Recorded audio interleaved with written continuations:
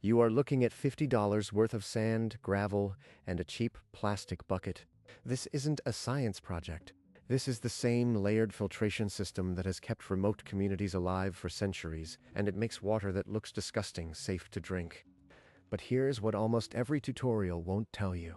Even after the water runs crystal clear through 4 layers of stone and charcoal, it is still hiding something invisible that can put you in the hospital.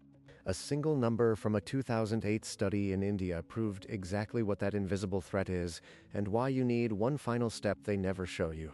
Stay with me, because that final step costs less than the bucket itself, and without it, everything you just built is worthless. I met a man named Silas in Lancaster County. 40 years, no water bill. His $50 filter turns rainwater crystal clear. When a lab tested it, the pathogen count was hospital grade. The invisible threat lives in every homemade filter, and the missing step connects to a study from India that changed everything.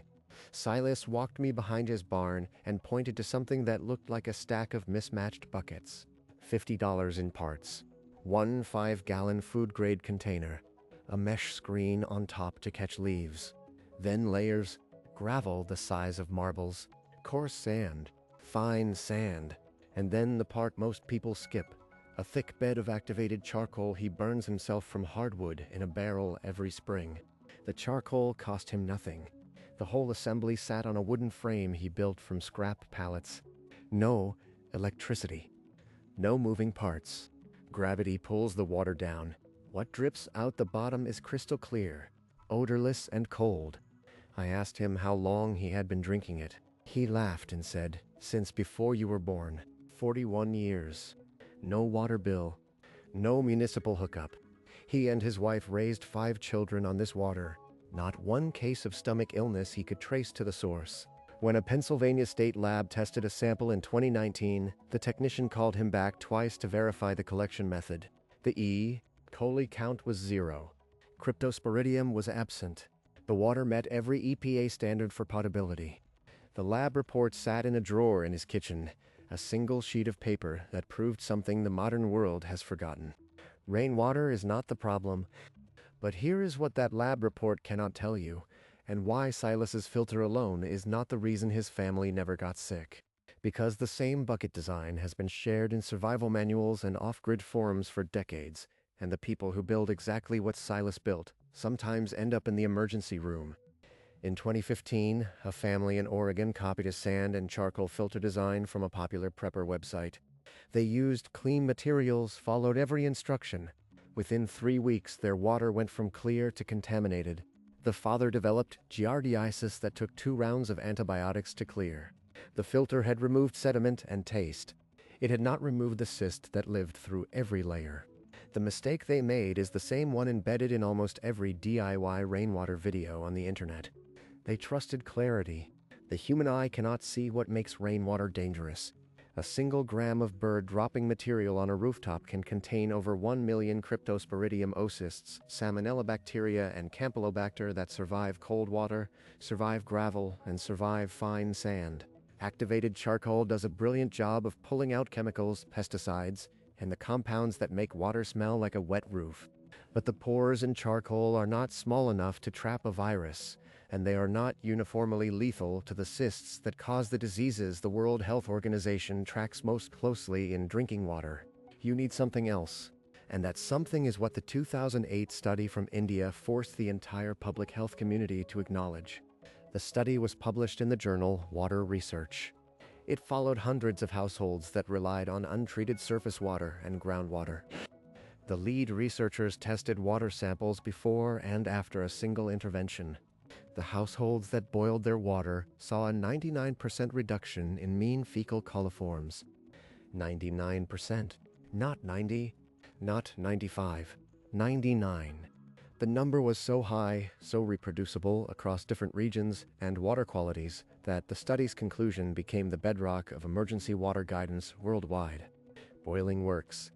It always works. It works on viruses. It works on bacteria. It works on the cysts that sail through every mechanical filter a person can build for $50. And that is when Silas said something that froze me in place. Because the missing step was not boiling. Or rather, boiling was only half of what made his water safe for 41 years, and the other half explains why he has never paid a water bill, never bought a replacement cartridge, and never once feared what was coming out of the tap.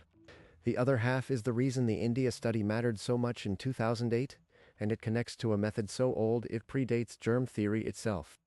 A method the Amish never abandoned, and the rest of us forgot the moment indoor plumbing arrived. The other half is not what you add to the water. It is what you put the water into. Silas led me past the filter frame to the back wall of his spring house. A row of 3 copper vessels sat on a stone shelf. Each one held 5 gallons. Each one had a lid, and each one had been in continuous use since his grandfather built them in 1952. The copper was dark, almost black, with a green patina at the seams. But the inside was smooth and bright, polished by decades of clean water. Silas told me his grandmother called the copper pot the reason the family never got summer sickness. She could not have told you why it worked. Germ theory was barely taught in rural Pennsylvania schools when she was alive. But she knew what every ancient civilization from India to Egypt to the Indus Valley discovered thousands of years before microscopes existed. Copper kills pathogens on contact. Here is what modern science has confirmed. The holodynamic effect was documented in 1893 by a Swiss botanist named Carl Wilhelm von Nägeli. He found that trace amounts of certain metals, especially copper and silver, are lethal to bacteria, viruses, fungi, and even the hard-shelled cysts that survive boiling and filtration. When water sits in a copper vessel for even a few hours, copper ions leach in at concentrations between 0.4 and 1.2 milligrams per liter, well within safe drinking limits set by the World Health Organization. Those ions punch holes in bacterial cell membranes, disrupt viral protein coats, and destroy the DNA inside. A study published in the Journal of Health, Population and Nutrition in 2012 tested copper pots against water deliberately contaminated with E. coli and salmonella. After 16 hours of storage at room temperature, no live bacteria could be detected. None. Now, you might be thinking that boiling already kills everything. And you are right. Boiling reduces pathogens by 99%. The 2008 India study proved that beyond any doubt, the households that boiled their water saw coliform counts drop to near zero. But here is the detail the study never addressed. What happens the moment the water cools and sits in a plastic bucket, a ceramic jug, or a stainless steel tank? The answer is recontamination. All it takes is a single dust mote carrying a Cryptosporidium oocyst, a drop of unboiled water from someone's hand, a fruit fly landing on the surface. Within 24 hours, bacteria begin regrowing. Within 3 days, the water can be as dangerous as it was before the fire ever touched it. This is why the Centers for Disease Control and Prevention and the EPA both say that rainwater, even filtered, even boiled, must be stored under conditions that prevent regrowth. And the guidance they offer points to something almost nobody does at home. Chlorination is the standard municipal answer. But chlorine degrades in sunlight, produces disinfection byproducts, and tastes like a public pool. UV sterilization systems work beautifully, but they cost hundreds of dollars and require electricity and bulb replacements. Ceramic filters with silver nitrate can hold back bacteria, but they clog and crack. The Amish did not have any of these technologies during the Great Depression. They did not have rural electrification until the 1940s, and even then, many Amish communities refused grid power on principle. They needed a method that worked without fuel, without moving parts, without a recurring bill. Copper was the answer. And it is an answer so foundational that the human body itself requires copper to function. The same metal that destroys pathogens in a water vessel also builds red blood cells and maintains nerve sheaths. It is the only metal on the periodic table that is both an essential nutrient and a broad-spectrum antimicrobial at slightly higher concentrations. But that copper shelf in Silas's springhouse revealed something far more unsettling than a survival hack. It exposed an entire model of water treatment that the wealthiest nations systematically dismantled over the last century. Because the moment cities installed chlorinated water mains, they severed the connection between a family and the material that kept their water safe. Copper pipes replaced copper vessels, but the pipes do not store water long enough to sanitize it. The vessels were removed from kitchens because they looked old-fashioned. Stainless steel replaced them, then plastic. Neither has any oligodynamic effect. And today, a person can spend $50 building a brilliant sand and charcoal filter, boil the output for 10 minutes, and still get sick 3 days later because they poured that water into a 5-gallon plastic bucket that spent the last 2 years in a hot garage growing a biofilm invisible to the naked eye. This is where the story turns from a simple how-to into something that will affect anyone who ever plans to collect a single gallon of water off their own roof. Because the Amish did not just preserve an ancient vessel, they preserved an entire rhythm for what happens to water after it leaves the filter, but before it touches a human mouth.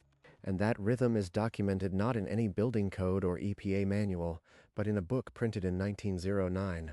That Silas pulled from a cabinet when I asked him why his copper pots never overlap the way mine would if I tried this at home. The book was called Household Discoveries and Misses. Curtis's Cookbook. It was printed in 1909 by the Success Company of New York. 744 pages of soaps, cures, construction methods, and receipts. And on page 312, under the heading "To Purify Rainwater for Drinking," was a diagram of a filter almost identical to the one Silas built. The text instructed the reader to layer crushed charcoal, clean sand, and gravel inside a stone crock.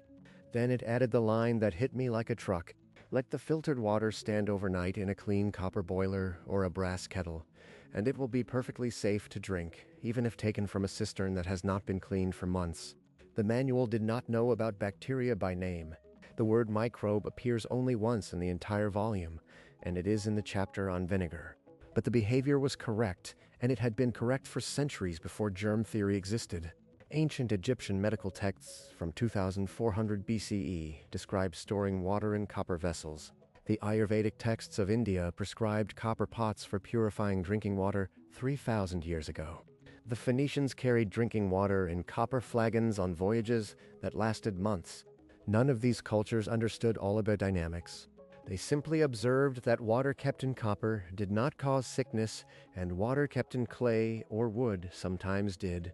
Empirical knowledge, tested across millennia, embedded in a household manual from the year the Model T was introduced, and now sitting on a stone shelf in a barn in Pennsylvania.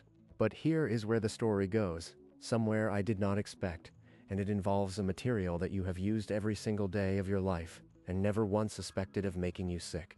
Plastic. The same food-grade polyethylene that every modern survival guide tells you to store water in. In 2022, a team of researchers at the University of Copenhagen published a study in the Journal of Hazardous Materials. They filled new, unused plastic water bottles with tap water and let them sit for 24 hours. When they tested the water, they found over 400 different chemical compounds leaching from the plastic. More than 350 of them had never been identified in bottled water before. Many were toxic, some were carcinogenic, and the worst part was that dishwashing the bottles made the leaching dramatically worse. The heat and abrasion broke down the polymer surface and released even more chemicals on the next fill. Now, think about the standard rainwater harvesting setup sold online right now. A 55-gallon blue plastic barrel, a plastic downspout diverter, plastic tubing, a plastic spigot. The entire chain from roof to mouth is polymers. The water sits in that plastic for days, weeks, maybe months between rains. In summer heat, the barrel temperature can climb past 80 degrees Fahrenheit, which accelerates every leaching reaction the Copenhagen team documented. People are filtering rainwater through brilliant sand and charcoal beds, and then storing it in a material that is actively contaminating it with chemicals that did not exist when the 1909 manual was written. The Amish sidestepped this entirely. Not because they knew the chemistry of polyethylene, but because they refused to replace traditional materials with new ones that had not been proven over generations. Silas's grandfather could have bought a steel barrel in 1945. He had the money. He chose to keep the copper pots because he had seen them work for his own father. The Amish decision to isolate from certain technologies is not a rejection of progress. It is a systematic bet that ancient materials tested over centuries are safer than new materials tested over quarters. And on the question of water storage, modern chemistry is now proving them right. This connects directly to the number I gave you at the beginning. 99%. That is the reduction in fecal coliforms that boiling achieves according to the 2008 India study. But here is what the study never claimed, and what no public health agency emphasizes enough. Boiling destroys what is in the water at the moment the bubbles stop. It does not prevent a single new organism from entering the water the moment the pot cools. And the most common organism that enters stored drinking water does not come from a bird dropping or a dust mote. It comes from human hands. A family member dips a cup. The cup was washed in a plastic basin. A finger touches the water. In less than 12 hours, the bacterial count can exceed the level that made the Oregon family sick in 2015. The only way to stop that cycle is a storage vessel that actively kills what enters it, continuously, passively, forever. Copper does that. Plastic cannot. Stainless steel cannot. Glass cannot. Ceramic cannot. Only copper. And this is the point where I have to tell you something about the modern water industry that most people will find hard to believe. The technology to make every rainwater system in America safe and self-sterilizing has been known for 5,000 years. It requires no electricity, no replacement cartridges, no ongoing fees. And the only reason it is not standard in every off-grid guide and every emergency preparedness kit is that copper has no recurring revenue. A company cannot sell you replacement copper pots every 6 months. They cannot lock you into a subscription. They cannot patent a material that human beings have been shaping since the Chalcolithic period. So the industry designs systems around what it can sell, not around what works best. And that means plastic barrels, plastic tubing, plastic everything, with a slow chemical poison baked in and a bacterial regrowth problem waiting for the moment the power goes out and the UV bulb stops glowing. There is a reason Silas has never been sick from his water in 41 years. There is a reason his lab test came back with 0 E. coli and 0 cryptosporidium. And there is a reason you have never seen this system in a big box hardware store. It is the same reason the 1909 manual is no longer in print, and the same reason a $50 filter built from sand, charcoal, and a copper pot delivers water that meets EPA standards without a single ongoing cost. Now, before I walk you through building this system step by step with exactly what Silas used, I need to point you somewhere. Because the question I get more than any other is not about water. It is where to find all of this in one place. The filter, the vessel, the fuel solutions, the Amish home methods that work with a house you already own. I put it together. The link is in the description.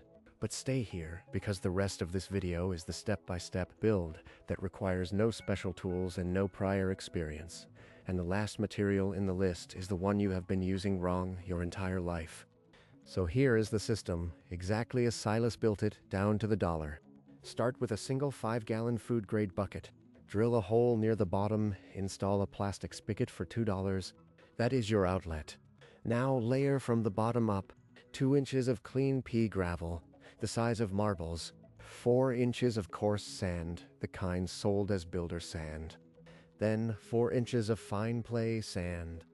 The 5th layer is the one that does the heavy chemical lifting, 6 inches of activated charcoal. Do not buy briquettes. Buy raw hardwood lumped charcoal, or better yet, make it yourself. Shovel oak or maple chunks into a steel pot, cover it, and set it in a fire for an hour. Once it cools, crush it into pieces no bigger than a pea and rinse off the dust. This charcoal will pull out pesticides, tannins, and the compounds that make rainwater smell like a wet roof. Place a fine mesh screen on top of the charcoal to keep the layers from mixing when you pour water in.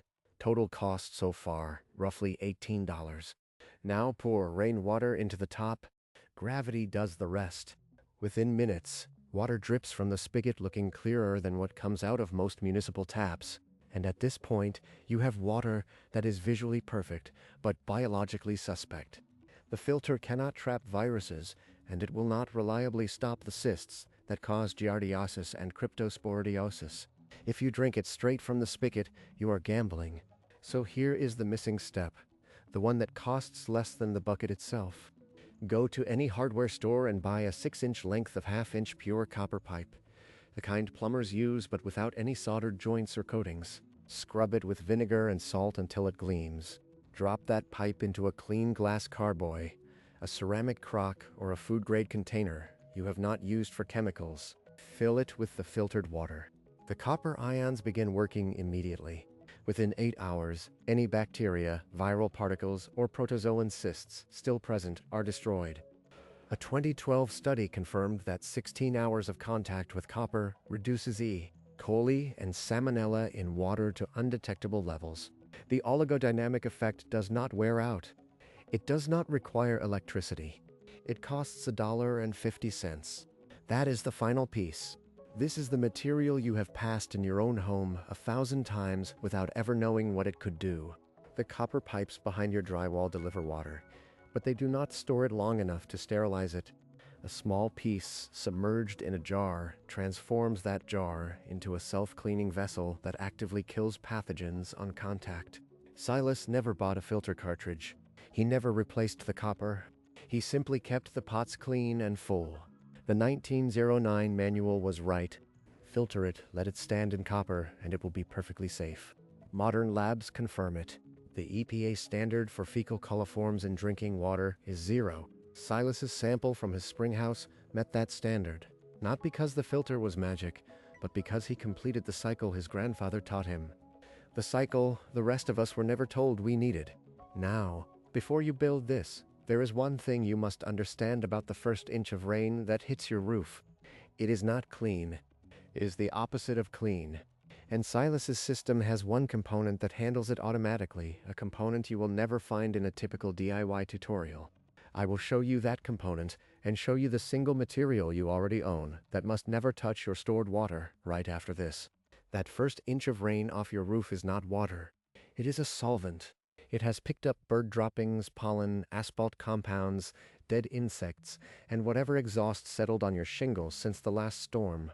Silas solved this with a simple first flush diverter that cost him $12 in PVC and a floating ball that seals the dirty water away from the clean tank.